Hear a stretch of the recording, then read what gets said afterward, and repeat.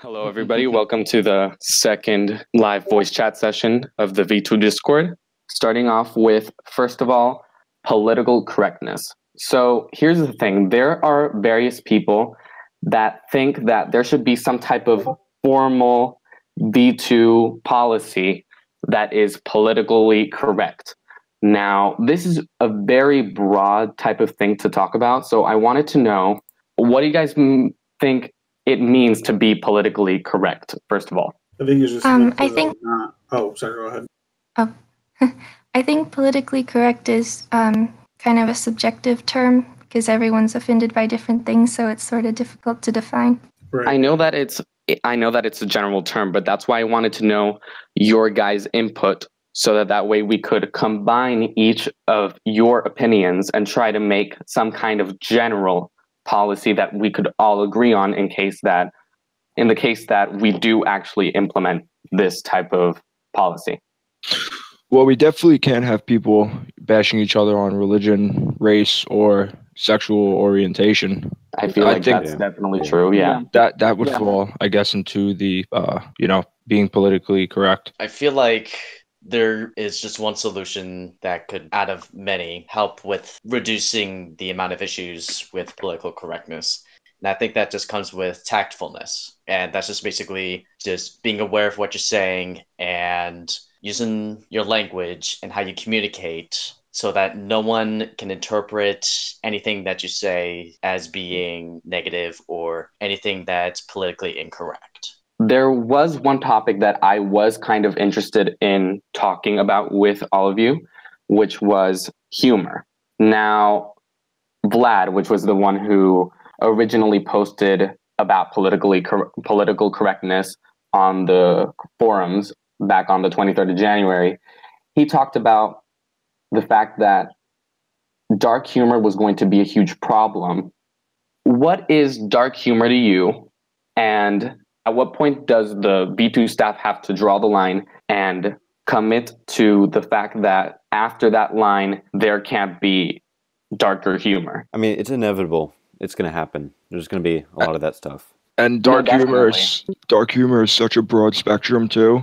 I think dark humor also falls into making fun of, certain events that have happened. That could be kind of touchy, I guess, to certain people.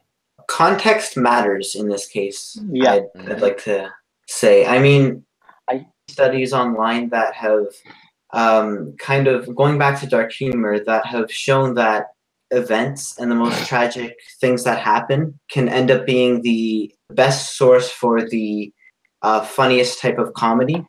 And I hate saying that, but typically, like, that's the truth. So things like 9/11 jokes, I think we first need to take everything with a grain of salt and understand that context matters. Did the user who posted this joke mean for it to be offensive, or did they mean to kind of create this in a comedic way? So I know it's going to be hard because you really can't control what audio comes out of a video and what people say. But I guess what I'm trying to say is, if I guess somebody says something that isn't politically correct and, starts to hurt too many people's feelings, if they flag a post, is there going to be a way for anyone to force a censorship agreement over that video? What do you mean censorship? If you know what I'm saying. I guess how on Facebook or YouTube you have to, it'll tell you I guess if it's mature content or offensive content or something like that. Oh, like a filter before the actual. Yeah. I didn't know the exact name for it. Yeah. No, I think Instagram has the same thing too, sensitive content. Because I mean, you can tell people to put that on their videos when they're uploading it, but not everybody's going to do it. So I was thinking, is there, maybe if there was a way to be able to flag a post to that point, that the system would, force that onto the video and, cover the video and make a user physically play the video after reading it. Yeah, that's like a warning. I just think that would be a good idea, because you wouldn't want that video floating around too much. And, I mean, unless it would be able to get taken down if it was found too offensive. I just don't know how what the extent Dom would want to go. I know that the staff has experience with flagging inappropriate things, and people, other experts like Hayden and Dylan, know what type of things are just not appropriate in the sense that they're just sensitive to some people, but it's not something that is just not safe for work. Well, I think it comes down to the audience. I think the audience should have, when it's debatable, I think they should have the power to whether to flag it and remove it, or flag it and make it so it's just sensitive and you have to click the video or picture in order to see it. There will be very few people on the platform in the beginning, but it will exponentially start to grow, but it'll be in a few hours. And in those first few hours, people might take advantage of the platform and start posting all this type of content in order to try to start and mold the reputation of the app from the start. So it's pretty unpredictable. You never know what type of movement is going to spark up all of a sudden. You just never know. I don't think that the community that will hop on this app will be the same one from Vine. I think that we'll have kind of a hybrid of people who already were on Vine and people who just never really tried Vine but wanted to know what it was all about. And now that this is forming, they want to have a chance to be a part of it and see how it goes. And even though this is quite different from Vine because of legal issues, first of all, and second, because that's not the point. The point of this app isn't to make a sequel to Vine. It is to just bring the community of Vine and put them in another app where they also can belong. Yeah. And, you know, that's where we have to kind of draw the line and make it clear to everybody. Yeah, before I move on. Is this going to be an actual app, like on your phone? Yes. Yeah. Yes. Hey. Probably even on your computer, but like I said, when we were talking about the app stores B2 will be available on, it all really depends on what we do next. But right now, the priority is to getting it on mobile. There was this user called Gray, and the person was suggesting why we should not be able to tip to others, but I honestly disagree with the way that the person presented their argument. And this is my argument. I say, and I quote, "I still think that tipping someone for their work would be a great feature on V2.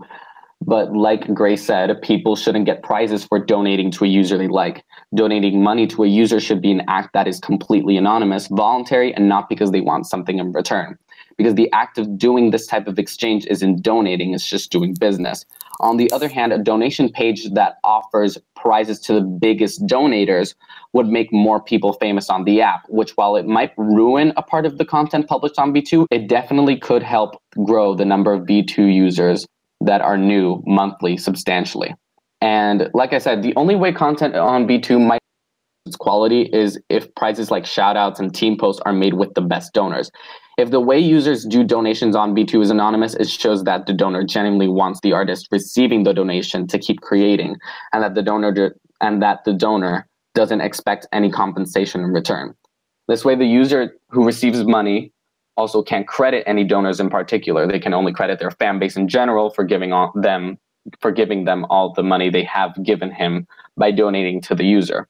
Which is why I think adding a donation feature to users on V2 is a great idea, as long as donors can only donate anonymously. I was going to say a creator shouldn't be able to see who donated the money. That would be able to, you know, let them favor followers and, you know, so forth. So you think that the exchange should be anonymous from both sides? You know, it shouldn't be just, you know, the creator. Both sides. I think it's a good idea in general too. I think it would definitely bring in some type of incentive for people to come onto the app and create videos. In relation to what you're talking about, what if it's kind of like, you know, on YouTube, how you can sponsor a channel that you like? Exactly. Something because like you that. Feature them. Try to form it so you can use that Cash App, PayPal, direct credit card number, maybe cryptocurrency, because cryptocurrency is really big these days. And implementing something more modern is going to spring the app more forward. how YouTube started as just monetization with ads, and then slowly you were able to start sponsoring, getting small rewards for sponsoring an artist or a YouTuber, and so on. It can just keep updating. It doesn't all have to be implemented at once, just slowly down the line. I actually have a question that's not related to that. So I saw somewhere Go in the ahead. forums, forgot where, like you're not going to be allowed to like sell stuff. Like for example, like Fortnite accounts, you're not going to be allowed to sell stuff like that. I haven't. Well, Dylan, have you seen something like that? No. Well, selling accounts like say you have a good name. Yeah. Like No. there was this one name on Twitter called X that got sold for $50,000. I'm pretty sure that's not going to be acceptable. Yeah. Oh. Because a lot of people in the Rip. beta are going to get really good names, and Yeah. a lot of these people are going to think that they're going to sell it later on. But if you probably get caught, there's going to be some action taking place. Definitely. This is any type of username transaction. You know, oh, give me this username for this amount of money is not at all going to be sponsored by the app.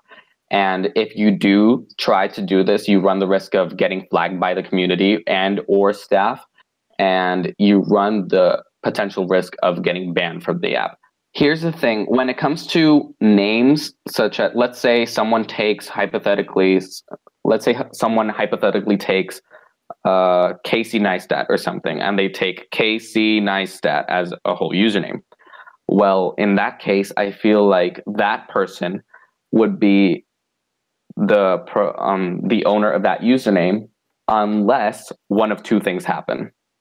Staff intervenes and tells them to asks that person that owns that username to provide proof that their real name is Casey Neistat or something along those lines. Or two, Casey Neistat actually joins, and in that case, one person is way more popular than the other, and the other person acts more of an imposter than anything, and so he has to change his username, because if not, he's misleading people into thinking that he's someone else. I think your name can be anything you want. You can choose Casey Neistat, but it doesn't mean you are. People have to interpret that, and I think verification badges will take care of that. Yeah. Because it's your set of letters that you lined up to make anything you want. I think you should own it because you got it first. I feel that everyone should be entitled to whatever username they want, and we should only be picking or getting, removing usernames from people and giving them to like actual creators only if they would like request it.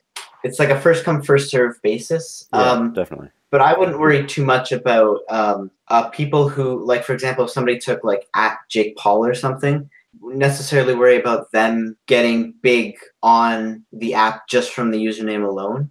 And I'm sure if someone who has taken a username from someone else, they would personally probably want their own identity and then change their username. Again, I think we shouldn't worry too much, but have some sort of process set in place where he takes @TheKingHusker on the app. I could, and then I join the app later, and the username's taken because that's my pseudonym or identity. Then there would be like a process to kind of claim the name, especially if they're squatting, like username squatters, where people just create accounts just to have the username. Yeah, I mean, I think it should be kept on a first come first serve basis. I mean, if somebody's coming from another type of platform with already a big following, I'm sure their followers are going to come to the Untitled video app. Okay, do you think the users that get a beta invite by other users should be able to invite others? Yeah, beta users from the original list will get to be able to invite other people, but just not immediately of what I've understood. No. I feel like it's going to be later on. But do you think that these people that get an invite by someone else should be able to invite other people? Like, if you were invited, do you think that you could be able to invite other? I don't think so. I don't think so. Like it should be. It's like a disease. Yeah, but the thing is, I don't think so. Exactly. I don't think so either, because it's like from 350 people from the Discord, it goes to more people, and like Dylan said, it just keeps multiplying. But the thing is that I feel like once you implement some type of invitation with betas, I feel like there's no way to just go intermediate. In other words, this is kind of a binary thing. It's like, or you don't allow people to invite others, or you do allow it. You can't limit the amount of people that get invited. The next thing I wanted to talk about are play, pause functions. So here's the thing. Many people have been discussing different types of ways of how we can have play, pause functions on the app. Well, we also have to think about mute too. There has to be different gestures to do certain things, and maybe rewind or something, or restart the video. So it's going to be very difficult, but it has to be easy for people to pick up. I suggested, having a tap to play or pause feature, then swiping left to go rewind and swiping right to fast forward. And little by little, kind of like how you buffer little by little when you're playing a song and you're trying to change the time of what is playing currently. Like the speed is really the speed is an important factor when it comes to swiping. I feel like that should be implemented with rewinding and fast forwarding. And finally, when it comes to iOS, and this is kind of outdated, 3D touch and tap with two fingers. 3D touch on iOS and tap with two fingers on Android and iPhones that don't support 3D touch to restart the video. But I also like the idea of having videos, like when I'm scrolling down, especially like on Instagram, how videos will automatically play, and then having them like automatically loop as well. And then obviously if you don't want to see it, then you tap to pause it or just scroll down to the next item. From the business perspective, it makes a lot of sense because that way, even though people are not really interested in the video, people will want to have a mere look at what the video is about before moving on to the next post, which guarantees them a minimum of maybe 3-4 seconds watched, which guarantees a view.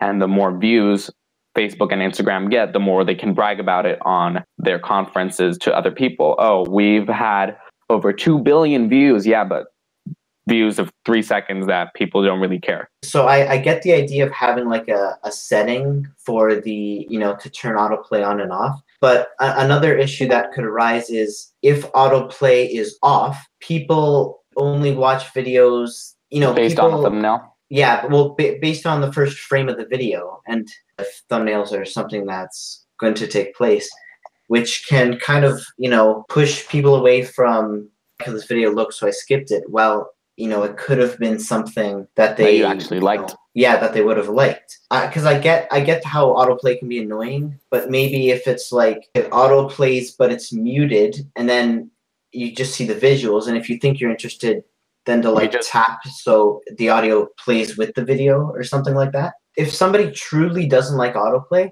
then they can go into the settings and turn it off. I think that also, if I can, I feel like one of the things that kind of made Vine really cool was the fact that it was always like it was a square video. But I feel like I agree with, I'm not sure who said it, but I agree with the fact that full screen is a little bit reminiscent of TikTok, and I feel like that kind of takes away from the originality of V2. So I'm definitely in agreement with maybe not for the full screen idea. In terms of like transferring to other platforms, like sharing, being able to share the videos, a full screen video is not best, like especially in terms of which has become like a very popular way of sharing these videos. Full screen is not a popular way to do this. A square platform or even like a horizontal way to potentially upload videos is probably a smarter way to upload these things, but square might be the best way to go. And I think maybe we should have the option to upload either square or horizontal. I do like the dimensions haven't been discussed, and thank you, Jalen, for pulling that up.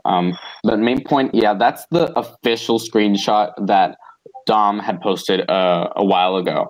Dom, presented it is also full screen, but not completely. You can see a part of the next post. So how do you guys feel about it being full screen, but not completely? Well, that's what I was saying. I like how there's no borders. But what Stephen was saying, imagine if it was square. You could be able to see multiple posts at one time, so you can see the next one coming up. Exactly. Or if you could position it, maybe like extend it a bit. That's what I like too. I liked being able to see the next post that was coming down and having more of like that gap in between videos, if you know what I mean. I think the bigger gap between videos made it better to see comments or, you know, like the likes and whatever else, however else it's going to be laid out. Yeah, I definitely think there's something to be said about how it just takes up the whole screen, and like you guys were saying before, there's definitely something to having the videos on in like a sliding board as the traditional Vine was, and I think having it full screen kind of takes away from that, being able just to, it takes away from the streamlinedness of it. Yep. All right, we'll see you guys in the next one. Okay. Peace. Okay, Bye. bye. Bye. Okay, bye.